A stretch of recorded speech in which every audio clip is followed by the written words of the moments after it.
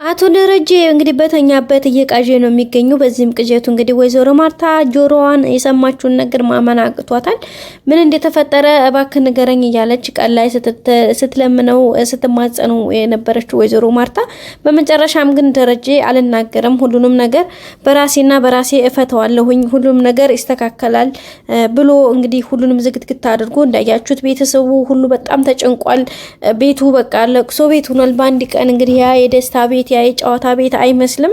እንግዲህ በቃ በሐዘን ነው የተዋጠው ሞላ ቤተሰቡ ከትንሽ እስከ ትልቅ ሁሉም ትካዜ ውስጥ ነው። እንግዲህ ደረጀን ምን ሆነህ ነው ያም ሁሉም ልጆቹም ሚስቱም ሁሉም ቤተሰቡ ምን ሆነህ ነው? ለምንድን ነው እንደዚህ የምትሆነው? በቃ ንገረን።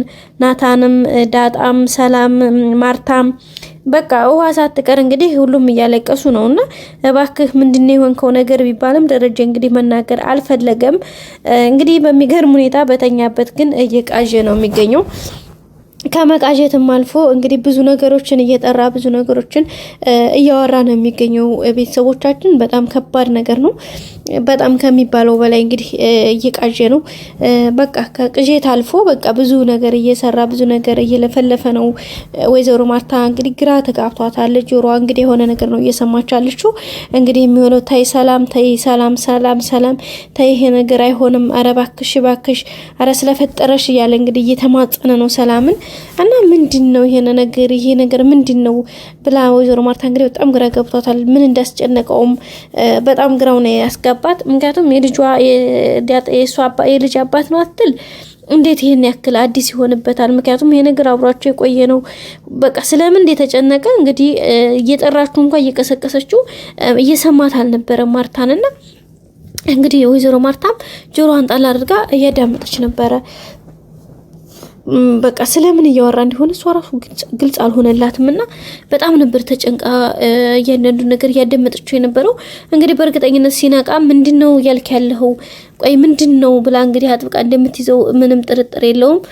ደረጀም እንግዲህ በቃ ምን እንደሚመልስ አላቅም። ማለት ያው አይደል የሆነ ነገር ብሎ ለማስቀየስ ይሞክራል። አንደኛ ይሄ ሁሉ ጭንቀቱ ሀሳቡ በቃ እንደማበድ አድርጎታል። ያዩ ነው ሁሉም ሰው ግራ ተጋብቷቸዋል።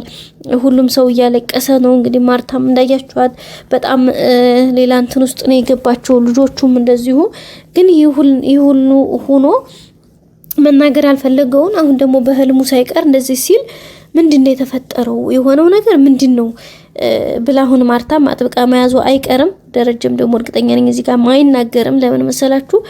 ይሄን ነገር ከተናገረ በጣም በቃ አሁን እንደ በፊት ይፈራል። እንኳን አይደለም አሁን የተረገዘው ልጇን ይቅርና ከ20 ዓመት በፊት የተሰራ ስህተት ታሪክ እንኳን ለማውራትና ለማስረዳት በጣም ተቸግሯል ደረጀና ያ ባለበት አጋጣሚ ደግሞ ይሄኛው ነገር ሲፈጠር በጣም ከባድ ነው ከሚባለው በላይ ማለት ነው። ቤተሰቦቻችን በመጨረሻም እንግዲህ ማርታ በቃ ጆሮዋን ጣል አድርጋ ነው ብቻ ያዳመጠችው። ያው ሰላምም እንግዲህ ለመውለድ ወጣለች ከክስቷ ቤት ሄዳለች ማለት ነው። ያው ዳጣም እንግዲህ አብራን ሄደችው ለአንድ ቀን ምናምን ነው። ያው ሁሌም አትሄድም ብሏል ደረጀ። ሰላም እንኳን አይ ከኔ ጋር ነው መሆን ያለባት፣ ምክንያቱም ታስፈልገኛለች፣ ከጎኔ እንድትሆን ፈልጋለሁ፣ ልጅ እኮ ናት ብለው ነበርና እሱ ግን አይ በጭራሽ ከፈለግሽ እየመጣች ትጠይቅሻለች፣ ከዛ አሁን አንቺ ውጭልኝ፣ በቃ ማንቺን ማየት አልፈልግም ነው ያለው። እንግዲህ ደረጀ እንደው እኔን እንኳን ለመበቀል ብታስቢ ችግር የለውም፣ ግን እኔን ምንም ችግር የለውም ብታደርጊውም አይገርመኝም። ግን እንዴት ማርታ ላንቺ መጥፎን ሰው ነች እንዴ? የኔን ክፋት ስታስቢ ምን የሷን መልካምነት ደግሞ ትንሽዬ እንኳን አስበሽ ብነው ይሄን ያክል ኃጢአቴን በደሌን ባታበዡ እያለ ነው እንግዲህ ደረጀ የሚገኘው። ያው ሰላም አስባበት ነው ይሄን ነገር ያደረገችው። በርግጥ ያው እንግዲህ እሷ ምክንያቷ ይሄን ለማድረግ ምክንያቴ ልጄን አውጥታችሁ በመጣላችሁ ይሄን ያክል አመት ጠብቄ ስላጣኋት ልጄን ለመተካት ወይም ደግሞ ለልጄ ምትክ ለማግኘት ነው በማለት ነው እንግዲህ ለጥያቄው መልስ እየመለሰች ያለችው። ደረጀ ደግሞ እሱ ነገር አልተዋጠለትም።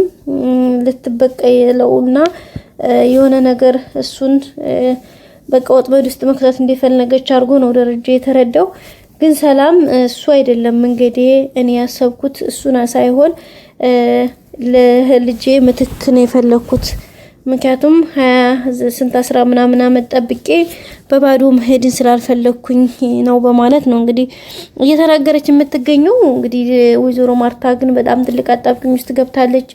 ደረጀስ እንግዲህ ባጠፋው ስተቱ በሰራው ስተቱ ባጠፋው ጥፋቱ ነው ይሄን ሁሉ ዋጋ እየከፈለ ያለው። እንግዲህ ልጆቹና ሚስትየቱ ግን በጣም ከባድ ውስጥ ነው ያሉት። በተለይ ወይዘሮ ማርታ ምንም ነገር በማታውቀው ነገር በጣም ጭንቀት ውስጥ ናት። እንግዲህ ታውቃላችሁ ለትዳሯ ያላት ክብር ያላት ፍቅር ልዩ ነው። ከዛ ደግሞ ለባሏም ያላት ፍቅርና አክብሮት በጣም የተለየ ነው። እያንዳንዱን ነገር በግልጽ የሚያወሩ ባልና ሚስቶች ናቸው። ግን ዛሬ ይሄ ነገር ተፈጠረ። በቃ ደረጀን ብዙ ነገር እያየችበት ነው። በቃ በየሰዓቱ በቃ ጥሩ ስሜት ላይ አይደለም። ከዛም አልፎ እንግዲህ እንዳያችሁት ዛሬ ላይ በቃ ማበር ነው የቀረው። መኪና ላይ ሆኖ ማሽከርከር አልቻለም። በቃ የትኛውን ቦታ ላይ ሲሄድም ምግብ መብላት አልቻለም ምናምንና በቃ በጣም አሳሰባት ማርታ ማለት ነው። እንዴት ነው ይሄ ነገር የሆነው? ምን አይነት ከባድ ችግር ቢገጥመው ነው እንግዲህ ችግሩን እግዚአብሔር ያቅልልለት እያለች ነበር። እሷም እንግዲህ ጸሎት ስታደርግ የነበረው እሱም እንግዲህ ያኔ አልናገርም ብሎ ነበር። ግን በቅርጀቱ እየቃዠ ነው የሚገኘው። እሱንም እንግዲህ ምን አይነት ጥያቄ ጠይቃው እንግዲህ እንደሚናገር አናቀም። እንግዲህ ደረጀ በቅርብ ነገሮችን እንደሚያስተካክል ተስፋ እናደርጋለን። እና ወደ ቤተሰቦቻችን የዛሬው ቪዲዮ ይህን ይመስል ነበረ። በቀጣይ አዲስ ቪዲዮ እስከምንገናኝ ሰብስክራይብ፣ ላይክ አድርጉ። መልካም ጊዜ በያላችሁበት። ባይ ባይ።